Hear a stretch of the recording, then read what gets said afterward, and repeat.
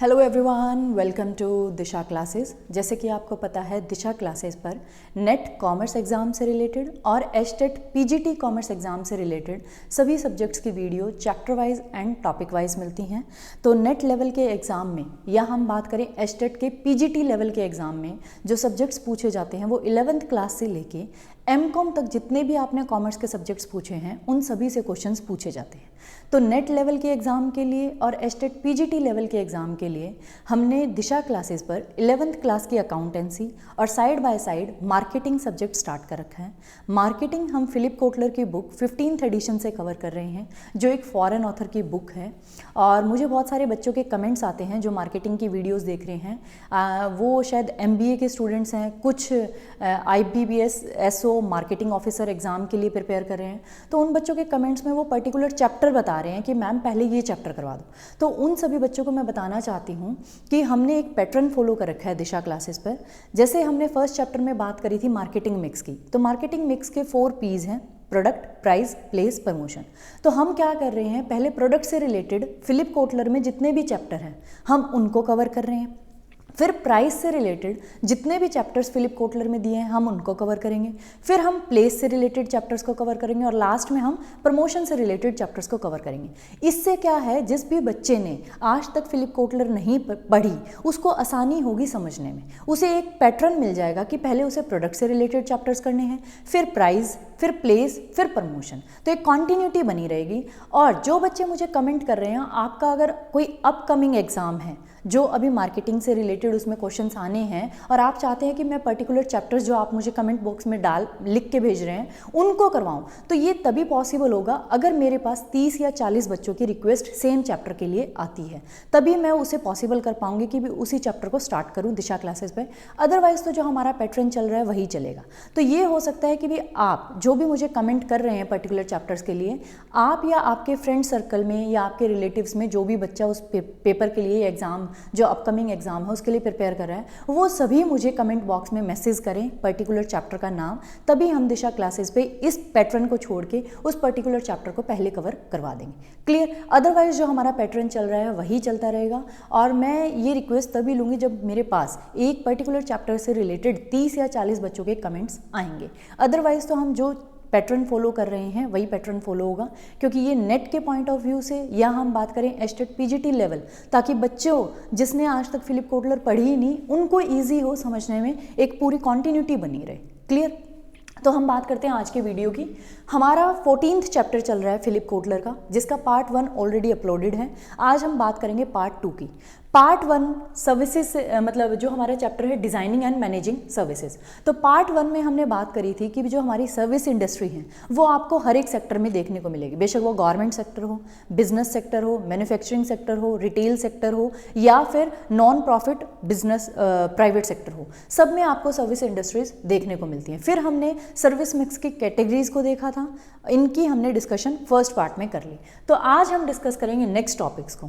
तो आज का जो हमारा टॉपिक है वो ये है कि भी जो सर्विसेज होती हैं, कुछ सर्विसेज ऐसी होती हैं उनकी टेक्निकल क्वालिटीज़ को कस्टमर रिसीव करने के बाद, जब वो सर्विसेज कस्टमर ने रिसीव कर ली, रिसीव करने के बाद भी कस्टमर उसकी टेक्निकल क्वालिटीज़ को इवेल्युएट या जज नहीं कर पाता। तो हम उस टॉपिक को समझेंगे। Customer typically cannot judge the technical qualities of some services after they have received them. Customer कुछ सर्विसेज की टेक्निकल क्वालिटीज़ को जज ही नहीं कर पाता, बेशक वो उन्हें रिसीव कर ले।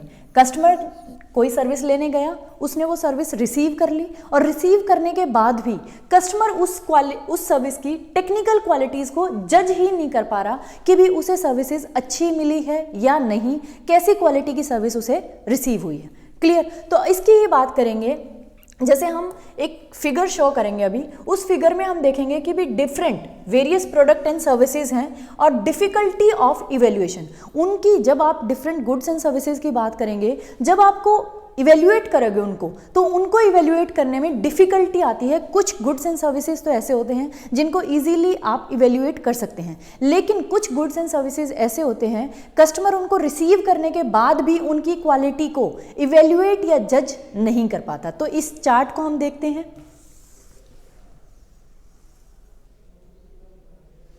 तो ये देखिए, यहाँ हमने एक चार्ट बनाया है। ये इस साइड जो हमारे आइटम्स हैं इजी टू इवेल्युएट वाले हैं, जिनकी क्वालिटीज़ को आप या कस्टमर इवेल्युएट इजीली कर लेता है कि भी कैसी सर्विस या प्रोडक्ट उसको रिसीव हुआ है, कैसी क्वालिटी उसको रिसीव हुई है। इस साइड जो आपकी सर्विसेज एंड गुड्स हैं उनमें है डिफ़िकल्ट टू इवेल्युएट। उनके केस में कस्टमर को डिफ़िकल्टी होती है जज करने में, इवेल्युएट करने में कि कैसी क्वालिटी उसको सर्विसेज की मिली है। तो हम इनको डिफ्रेंशिएट करते हैं, जैसे क्लोथिंग है, ज्वेलरी है, कपड़े आप लेने जाते हैं, ज्वेलरी आप लेने जाते हैं। तो ये कैसे प्रोडक्ट्स हैं? फिजिकल प्रोडक्ट्स हैं, जिनकी क्वालिटी को कस्टमर लेने के बाद, परचेज करने के बाद ये बता सकता है क्वालिटी कैसी है, या देख के ही कस्टमर इवेल्युएट कर सकता है, जज कर सकता है उनकी क्वालिटी को। क्लियर? तो इनको हमने देखा है high in search qualities. Clear? जिनकी आप सर्च क्वालिटीज़ मतलब कुछ ऐसी करेक्टरिस्टिक्स जिनको कस्टमर परचेज करने से पहले ही क्या कर लेगा? इवेल्युएट कर लेगा। क्लियर? उसके बाद हम बात करेंगे restaurant meal and haircut. ये ऐसी सर्विसेज हैं जिसमें कस्टमर क्या करेगा, जब वो उन्हें परचेज कर लेगा, परचेज करने के बाद उनकी क्वालिटी को क्या कर सकता है? इवेल्युएट कर सकता है, लेकिन परचेज करने से पहले इवेल्युएट या जज नहीं कर सकता। जैसे आप रेस्टोरेंट में खाना खाने के लिए जाते हैं, तो आप जब खाना खा लेंगे, परचेज कर लेंगे, तभी तो आप बता पाएंगे कि उसकी क्वालिटी कैसी है, जज कर पाएंगे। आप हेयर कट लेने जाते हैं, तो आप हेयर कट लेने के बाद ही तो क्वालिटीज़ बता पाएंगे कि भी आपको हेयर कट अच्छा मिला है या नहीं। इन केसेस में ये जो बीच वाली हमारी कैटेगरी है, यहाँ से लेके यहाँ वाली, इन केसेस में हम क्या करते हैं, इन्हें बोलते हैं हाई इन एक्सपीरियंस क्वालिटी, कि कस्टमर इनकी करेक्टरिस्टिक्स को परचेज करने के बाद बता सकता है, इवेल्युएट कर सकता है, जज कर सकता है। और हाई इन सर्च क्वालिटीज़ वो करेक्टरिस्टिक्स हैं जिनको कस्टमर परचेज करने से पहले ही जज या इवेल्युएट कर सकता है। क्लियर? ये दो कैटेगरीज होगी। फिर थर्ड कैटेगरी आती है, जैसे एग्जांपल है लीगल सर्विसेज। आप किसी लॉयर के पास गए कि मेरा केस है और आप ये केस को हैंडल कर लें। क्लियर? या फिर आप टीवी रिपेयर करवाने गए, तो इन केसेस में आपने टीवी रिपेयर के लिए दे दिया, लेकिन आप टीवी रिपेयर होने के बाद ले भी आए, या वो आपका केस हैंडल कर रहे हैं। हैंडल करने के बाद क्या रिजल्ट्स आते हैं, तो आप इस केस में, इन दोनों ही केसेस में जो कस्टमर है वो ये इवेल्युएट या जज ही नहीं कर पाएगा कि भी उसे कैसी सर्विसेज मिली है। अब जो डिसीजन जहां फाइनल जो मेन जज है वो देगा, क्लियर, वो अपने बेसिस पे देगा। तो आपका जो लीगल एडवाइजर है उसने आपका केस कैसे हैंडल किया, ये आप इवेल्युएट या जज ही नहीं कर सकते। अब आपको समझ ही नहीं आएगा कि भी उसने आपके केस को अच्छे से हैंडल किया या नहीं। हो सकता है कुछ बातें आपके फेवर में आ जाएं और कुछ आपके अगेंस्ट आ जाए, तो आप यहाँ इवेल्युएट या जज ही नहीं कर सकते। टीवी रिपेयर होने के बाद आपके घर में आ गया, आपका वो टीवी चल तो रहा है, लेकिन आप क्वालिटी को अभी भी जज नहीं कर सकते कि भी कैसा रिपेयर उसने करके दिया है। क्या पता वो 2 दिन चले, क्या पता वो 4 दिन चले। इन केसेस में हम बोलते हैं हाई इन क्रेडिडेंस क्वालिटी। यहाँ क्रेडिबिलिटी मैटर करती है कि भी प्रोवाइडर कौन है, आपका लॉयर कौन है, आपने कैसी शॉप पे टीवी रिपेयर होने के लिए दिया है। इन केसेस में जो आपकी इवेल्युएशन की या जज करने की एबिलिटी है वो क्या है? डिफिकल्ट है। कस्टमर को यहाँ डिफिकल्टी होती है। हाई इन क्रेडिडेंस क्वालिटी वो करेक्टरिस्टिक्स हैं जिनको कस्टमर परचेज करने के बाद भी जज या इवेल्युएट नहीं कर सकता। तो 3 तरह के हो गए। हाई इन सर्च क्वालिटीज, मतलब वो करेक्टरिस्टिक्स जो कंज्यूमर परचेज करने से पहले ही जज या इवेल्युएट कर सकता है। ऐसी करेक्टरिस्टिक्स जिनको कस्टमर परचेज करने से पहले ही जज या इवेल्युएट कर सकता है। हाई इन एक्सपीरियंस क्वालिटीज, वो करेक्टरिस्टिक्स जो कस्टमर परचेज करने के बाद इवेल्युएट या जज करके आपको बता सकता है। हाई इन क्रेडेंस क्वालिटी, वो करेक्टरिस्टिक्स जो कंज्यूमर या कस्टमर परचेज करने के बाद भी नहीं बता सकता कि भी कैसी उसकी क्वालिटी थी। क्लियर? ये 3 टाइप के हैं। तो इन तीनों के केसेस में अगर हम बात करें सर्विसेज कहाँ लाए करती हैं, तो सर्विसेज हमारी लाई करती हैं high in experience quality, high in Credence quality. कुछ सर्विसेज तो ऐसी होंगी जो एक्सपीरियंस क्वालिटी, जैसे हमने बात करी रेस्टोरेंट मील की या हेयर कट की, जहां कस्टमर उस सर्विस को परचेज करने के बाद बता सकता है, जज कर सकता है कि भी कैसी क्वालिटी उसको मिली है। और हाई इन क्रेडेंस क्वालिटी का मतलब है ऐसी सर्विसेज जहां कस्टमर उनको परचेज करने के बाद भी जज या इवेल्युएट नहीं कर सकता कि भी कैसी सर्विसेज उसको मिली है। तो अगर हम बात करें सर्विसेज की, services are generally high in experience and credence qualities, there is more risk in their purchase. इसी वजह से सर्विसेज के परचेज में बहुत ज़्यादा रिस्क है, क्योंकि वो high in experience and credence qualities में आते हैं। क्लियर? जो हाई इन सर्च क्वालिटीज में, जैसे हमारे क्लोथ्स हैं, हमारी ज्वेलरी है, उनको जो कस्टमर है वो परचेज करने से पहले ही इवेल्युएट या जज कर सकता है, तो वहाँ रिस्क आपका क्या है? कम। लेकिन जो हमारी सर्विसेज हैं वो हाई इन एक्सपीरियंस या क्रेडेंस क्वालिटीज में आती है, तो वहाँ परचेज करते वक्त मोर रिस्क है। क्लियर? यहाँ से हमें ये क्लियर हो गया कि भी हमारी सर्विसेज कौन सी कैटेगरी में लाई करती हैं। क्लियर? जैसे यहाँ हम बात करें, जो अभी हमने बात करी है एग्जाम्पल लेके, क्लियर? तो ये था हमारा, ये एक छोटा सा टॉपिक था जो बीच में था। क्लियर? अब हम आते हैं distinctive characteristics of services. Services के क्या फीचर्स हैं या क्या कैरेक्टरिस्टिक्स हैं सर्विसेज की? तो सर्विसेज की 4 फीचर्स हैं: इंटेंजिबिलिटी, इनसेपरेबिलिटी, वेरिएबिलिटी और पेरिशेबिलिटी।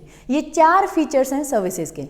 इनमें से हम आज 2 को डिस्कस करेंगे, इंटेंजिबिलिटी को और इनसेपरेबिलिटी को। पहले बात करते हैं इंटेंजिबिलिटी की। इंटेंजिबिलिटी का क्या मतलब है? सर्विसेज जिसे आप टच नहीं कर सकते, आप देख नहीं सकते, आप टेस्ट नहीं कर सकते, आप स्मेल नहीं कर सकते, आप सुन नहीं सकते, उसे बोलते हैं इंटेंजिबल। तो हमारी जो सर्विसेज हैं वो कैसी हैं? इंटेंजिबल है। Services can not be seen, ना तो आप उन्हें देख सकते, ना आप उन्हें टेस्ट कर सकते, ना आप उन्हें फील कर सकते, ना आप उन्हें सुन सकते, ना आप उन्हें स्मेल कर सकते बिफोर दे आर परचेज्ड या ब्रॉट। लेने से पहले सर्विसेज को ना तो आप देख सकते, ना फील कर सकते, ना टेस्ट कर सकते, ना स्मेल कर सकते और ना ही उन्हें सुन सकते। तो ये क्वालिटी है हमारी सर्विसेज की। क्लियर? अगर हम बात करें अब इस केस में, तभी तो हमारी जो सर्विसेज हैं वो मोर रिस्की हैं, क्योंकि इंटेंजिबल है, आप ना उन्हें टच करके देख सकते, ना स्मेल करके से देख सकते, ना फील करके देख सकते। तो इसीलिए उनके केस में हमारी क्या है? हाई रिस्क है जब हम सर्विसेज को परचेज करते हैं। तो उसी अनसर्टिनिटी को रिड्यूस करने के लिए, to reduce the uncertainty, buyers will look for evidence of quality. उसी, अब कंज्यूमर जब भी लेने जाएगा तो उसके माइंड में अनसर्टिनिटी है, पता नहीं कैसी सर्विसेज हमें मिलेगी, क्योंकि ना तो वो उसे देख सकता, ना स्मेल कर सकता, ना फील कर सकता, इंटेंजिबल है सर्विसेज हमारी।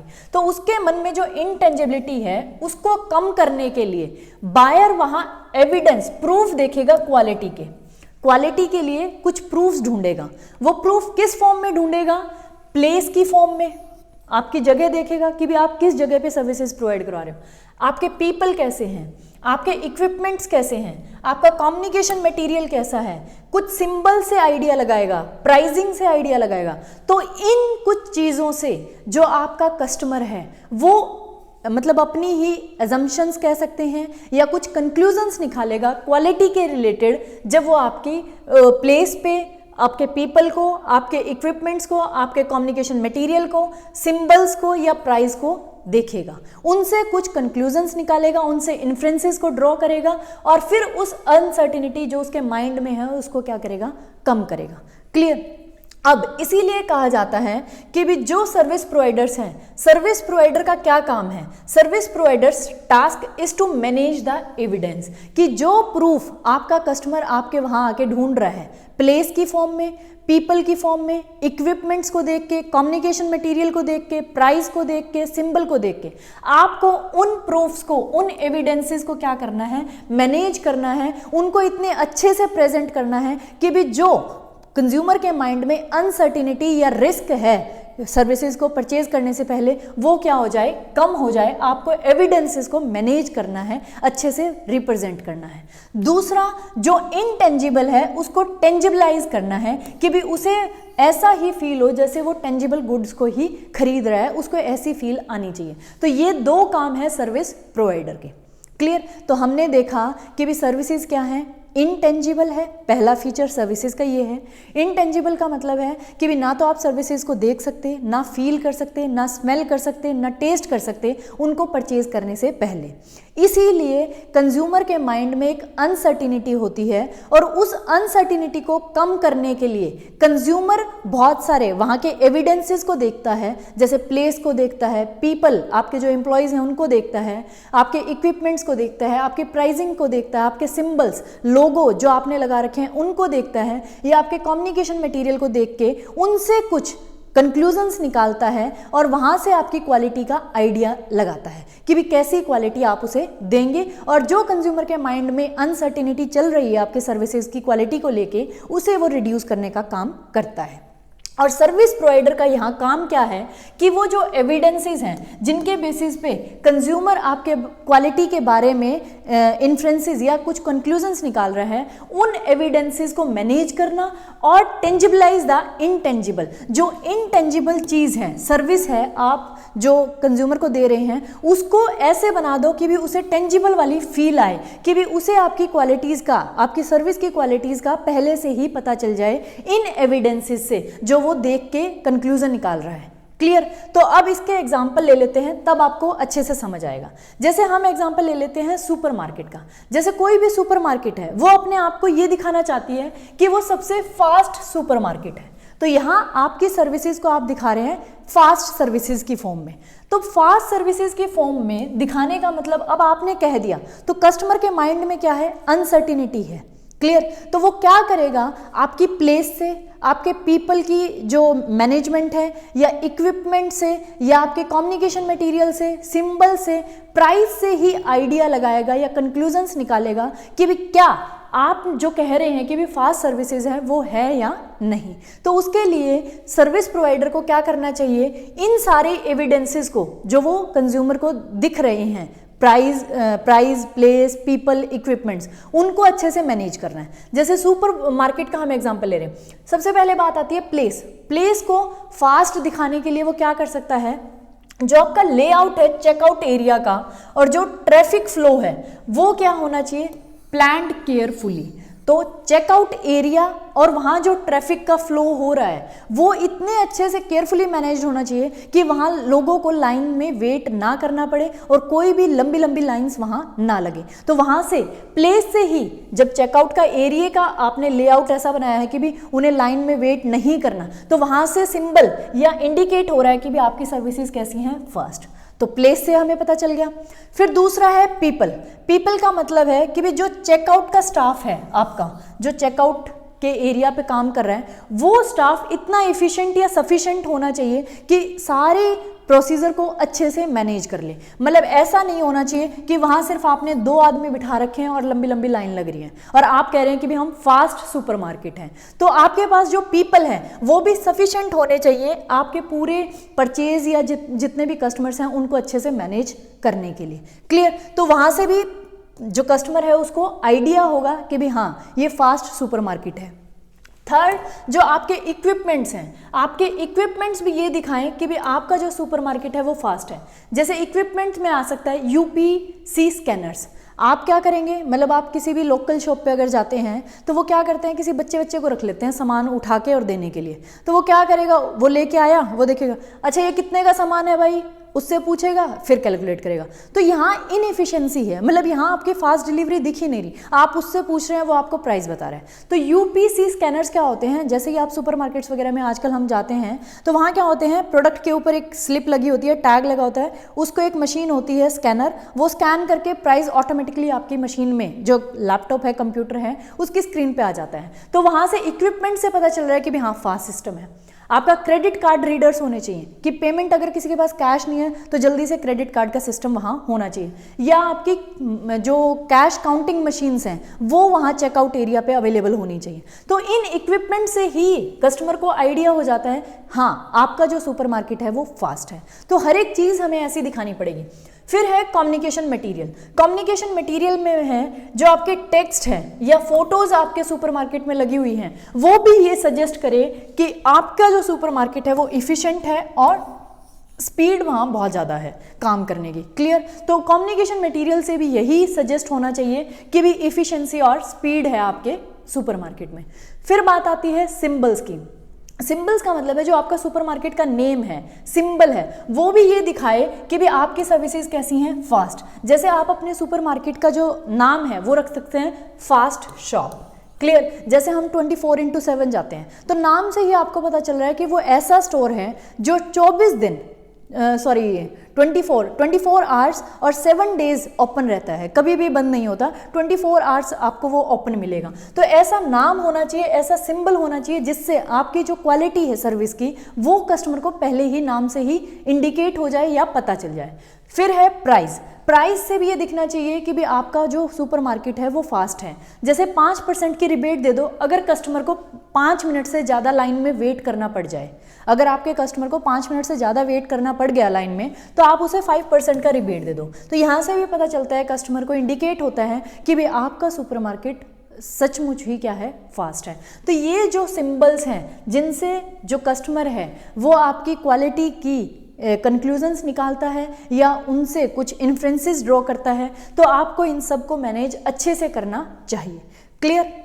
तो ये था हमारा फर्स्ट फीचर सर्विसेज का, इनटेंजिबिलिटी।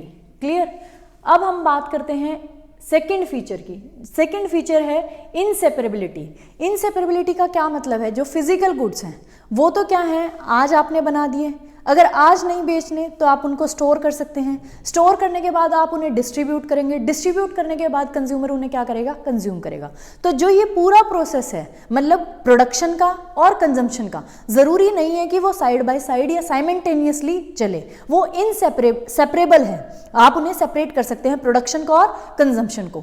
लेकिन सर्विसेज के केस में ऐसा नहीं है, प्रोडक्शन और consumption simultaneously side by side ही चलेगी। सर्विसेज को आप स्टोर करके नहीं रख सकते। जैसे फिजिकल गुड्स आर मैन्युफैक्चर्ड, पहले मैन्युफैक्चर होंगे, then stored, then distributed and later consumed, और बाद में उन्हें क्या किया जाएगा, कंज्यूम किया जाएगा। लेकिन services are produced and consumed simultaneously. Services को आप स्टोर नहीं कर सकते, उनका प्रोडक्शन और कंजम्पशन साइमल्टेनियसली चलेगा। जैसे हेयर कट को आप स्टोर करके नहीं रख सकते, आप हेयर कट लेने गए हैं तो वो अभी आपको सर्विसेज देगा और अभी क्लाइंट को वो सर्विसेज कंज्यूम करनी पड़ेगी जब वो बार बार आपको सर्विसेज दे रहा है। तो इनको आप सेपरेट नहीं कर सकते, इनकी प्रोडक्शन और कंजम्पशन को। फर्स्ट, इस तरीके से अगर हम देखें। दूसरा, अगर सेकंड वे से अगर हम इनसेपरेबिलिटी को देखें तो इसका मतलब है provider is a part of service. Provider खुद सर्विस का पार्ट होता है, प्रोवाइडर से आप सर्विस को सेपरेट नहीं कर सकते। जैसे haircut can't be done without barber, barber के बिना आप हेयर कट नहीं ले सकते। तो जो सर्विस प्रोवाइडर है वो भी सर्विस का पार्ट है। सर्विस प्रोवाइडर को और सर्विस को आप सेपरेट नहीं कर सकते, वो इनसेपरेबल हैं। क्लियर? और अगर हम बात करें जो एंटरटेनमेंट या प्रोफेशनल सर्विसेज के बायर्स होते हैं, तो वो जब बाय करते हैं तो उनका स्पेसिफिक किसी चीज़ को लेके ही ऑर्डर होता है। जैसे हमने बात करी है इनसेपरेबल की भी, सर्विस प्रोवाइडर से सर्विस को अलग नहीं किया जाता। जैसे आप एंटरटेनमेंट शो के लिए किसी कंसर्ट में जाते हैं, आपने मान लो एपी ढिल्लो जो आजकल बहुत फेमस हैं, आपको पता ही है, उनके गाने बहुत चल रहे हैं, तो एपी ढिल्लो के किसी कंसर्ट की टिकट ली, तो अगर वहाँ एपी ढिल्लो की बजाय आपको किसी और पंजाबी सिंगर के सॉन्ग सुना दें तो क्या आप सुनेंगे? नहीं। यहाँ जो बायर है सर्विस का वो स्पेसिफाइड है कि भी उसे किसके गाने सुनने हैं, एपी ढिल्लो के। क्लियर? ऐसे ही अगर आप प्रोफेशनल सर्विसेज ले रहे हैं तो वहाँ जो बायर है वो स्पेसिफाइड होता है कि मुझे इसी पर्सन की सर्विसेज चाहिए। आप मान लो आपको कोई केस लड़ना है, आपका कोई केस है, उसको हैंडल करने के लिए आप किसी एक ही लॉयर के पास जाते हैं जो फेमस हैं, XYZ, तो आप उसी की सर्विसेज लेना चाहेंगे। आप वहाँ ये नहीं चाहेंगे कि भी उस लॉयर का कोई भी इंटर्न आपका केस को हैंडल करे। तो सर्विसेज के केस में जो सर्विस प्रोवाइडर है उनसे सर्विसेज को सेपरेट नहीं किया जा सकता। कई बार कुछ केसेस में, जैसे एंटरटेनमेंट हो गया या प्रोफेशनल सर्विसेज हो गया, वहाँ तो जो बायर्स हैं वो स्पेसिफाइड जो सर्विसेज हैं उन्हीं की डिमांड करते हैं कि भी हमें तो एक पर्टिकुलर बंदे से ही सर्विसेज चाहिए। क्लियर? तो सर्विस और सर्विस प्रोवाइडर को आप अलग अलग नहीं कर सकते। ये 2 फीचर्स थे हमारे सर्विसेज के जो आज हमने डिस्कस किए हैं। और इससे पहले हमने डिस्कस किया था एक टॉपिक कि जो सर्विसेज हैं उनको इवेल्युएट करना, उनको जज करना बहुत डिफ़िकल्ट है। इवन आफ्टर परचेज, जब कंज्यूमर उनको परचेज भी कर लेता है उसके बाद भी उनकी क्वालिटी को, टेक्निकल क्वालिटीज़ को इवेल्युएट करना या जज करना इम्पॉसिबल, या हम कह सकते हैं डिफ़िकल्ट है, कि भी आपको पता ही नहीं लगता कंज्यूमर को कि भी उसे कैसी सर्विसेज मिली है। ये था हमारा आज का टॉपिक पार्ट 2। इससे रिलेटेड अगर आपको कोई भी डाउट्स हो तो आप मुझे कमेंट बॉक्स में लिख सकते हैं। और इन द लास्ट एक ही चीज़ कहूँगी, प्लीज़ प्लीज़ प्लीज़ जो भी दिशा चैनल पर वीडियोस को देखते हैं, मार्केटिंग की वीडियोस इतनी वायरल हो रही हैं, क्योंकि मैंने आज तक किसी भी यूट्यूब चैनल पे फिलिप कोटलर बुक को नहीं देखा कि भी कोई इससे पढ़ा रहा है फिलिप कोटलर से। तो उन सभी बच्चों से रिक्वेस्ट है जो भी मेरी वीडियोस को देखते हैं और उन्हें मेरा कंटेंट, मेरा टीचिंग स्टाइल अच्छा लगता है, तो प्लीज़ अपने फ्रेंड्स को, अपने रिलेटिव्स को, जो भी मार्केटिंग पढ़ना चाहता है फिलिप कोटलर से, उनको वीडियोस को शेयर करें और उनको बोलें कि वो चैनल को सब्सक्राइब भी करें। And thank you for watching Disha classes videos.